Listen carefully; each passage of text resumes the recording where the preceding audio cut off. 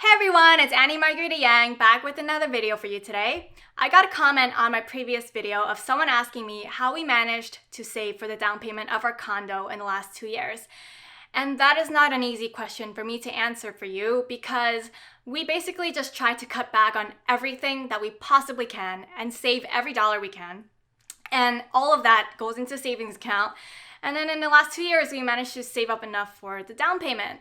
I pretty much just follow almost all the tips in my own book, 1001 Ways to Save Money. So if you want to learn how to save money, you can buy my book on Amazon. But I think for this video, it'd be more beneficial for me to explain to you the plan that me and my husband created 2 years ago that we were committed to following. And because we made this plan, we estimated that we would be able to buy our own home in maybe 2 to 3 years. But because I got a better paying job halfway there, and I saved all the extra money that I made from my raise, we managed to do it in just 2 years instead of the 3 that we were estimating. As much as I would like to share with you the exact plan that we followed, I kind of can't because my husband does not feel comfortable with that. And also we do not have like a really average kind of situation. He's actually still in school, so I'm mainly the rice winner in our relationship. So I think it would be better if I came up with a typical scenario where like most of you can probably resonate with. So here's the scenario. Let's say there are two fresh college graduates. So both of them are maybe 22 years old. And they both get an entry-level middle-class job here in the greater Boston area. So a lot of entry-level jobs, like on the low end, are going to pay maybe around $40,000. So let's say both of them get a $40,000 a year job. Together combined, that's $80,000. Now, how much is that after tax? I usually like to use smartasset.com to figure that out, and that's around $16,000 in income tax. So you get a take-home pay of around $64,000. They want to buy a home in 3 years' time, by the time they are 25 years old, and they want to buy not necessarily in the city of Boston because it's very expensive, but in a surrounding town, which is still considered the greater Boston area. And the lowest price of a property that they can find, whether it's a single family home or a condo, is $300,000. So for a $300,000 property, you only need to put down 3%, which is $9,000 because it's your first home. But because the market here is pretty hot and you want your offer to get accepted, to be a bit more competitive, you might want to put down 5%. So really, realistically, we're looking at $15,000 down. And you also need to pay for closing costs. So I'm estimating here that it's going to be $6,000. So in total, you're going to need $21,000 saved up. But I don't think you need only $21,000. Like, I would feel more comfortable if you had an emergency fund because you don't want to lose your home in case you lose your job and then you can't make your mortgage payment, right? So I think you need an additional $10,000 on top of that. So realistically, what I'm comfortable with in this kind of scenario, if it were me, is $31,000. Okay, so I'm going to talk about 8 different categories in this video, and let's get started. The first category is rent, and this couple decides to rent out the cheapest dump of an apartment that they possibly can that's still within a reasonable commute time to work. And before signing that lease, they read reviews of the property management company, and there's 1,000 of them, and pretty much all of them are pretty shitty reviews. But they don't really care because the rent is considered cheap for the area, and they're going to deal with it for the next 2 to 3 years because they're willing to bear with it to become homeowners by the time they're 25 years old. And the second category is utilities. So they try to cut back on electricity as much as possible. So instead of owning 2 window AC units, they only own 1 for their 1-bedroom apartment. And what do you do if you're in the living room and it's really hot? Well, you move the AC from the window of the bedroom and move it to the living room. That is exactly what we did for the last 2 years. This couple also turns off all the lights and electronics that they own whenever they're not in use.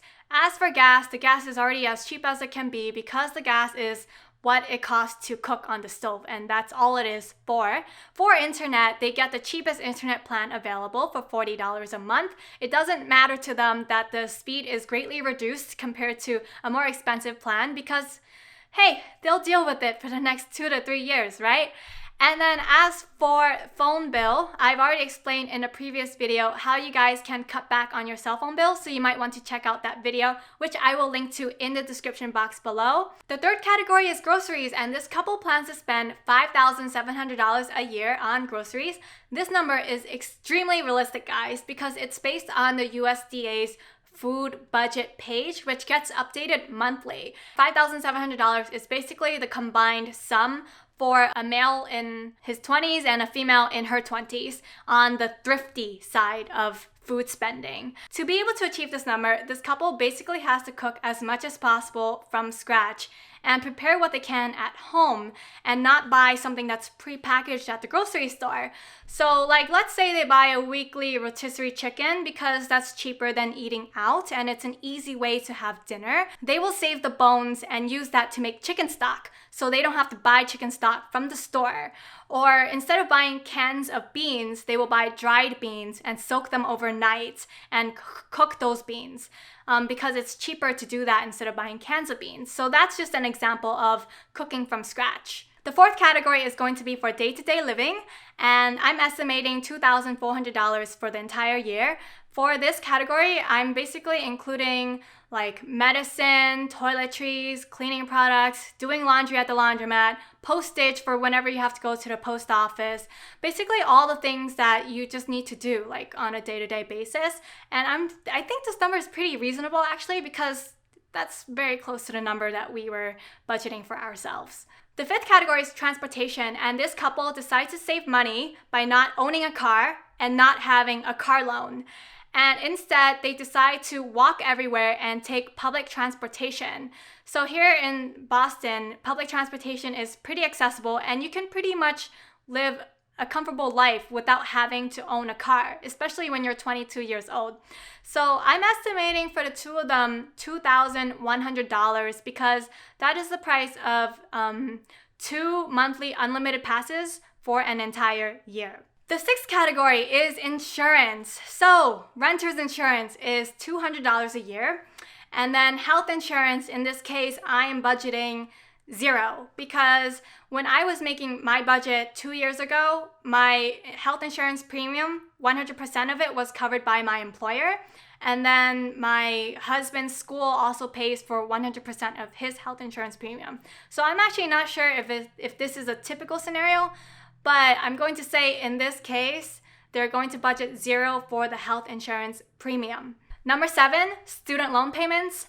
I'm going to assume in this case, one person has student loans and the other does not, because that's the case with me and my husband. So he has student loans and I do not have student loans. The average student loan payment is $390 a month.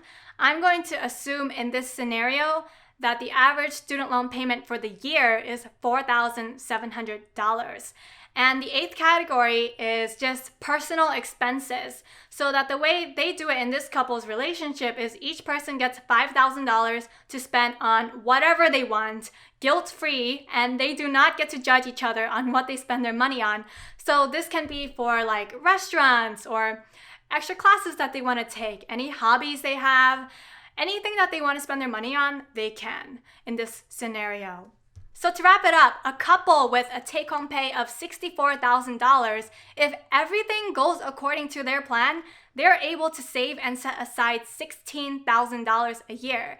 And after 2 years, they're going to have $32,000 and they're going to be able to afford buying their home. But like, let's say things didn't go according to plan. So for me and my husband, things did go according to plan. Everything went smoothly along the way, except for one thing, which is a surprise and pretty large dental bill. Even then, like, if they can't do it in 2 years, they're going to be able to do it in 3 years. It's just a matter of extending the time frame of when they're going to accomplish that goal, but they are going to be on track to accomplishing it by the time they're 25 years old. So that's it for this video, you guys. I hope all of this made sense. This might be a little long, but I just wanted to go into a lot of detail so that it's helpful for you. The first 7 categories, there's not much leeway. It's basically cut back as much as possible on the first 7 because those are necessities. But the biggest flexibility you have is in the 8th category, which is the personal expenses.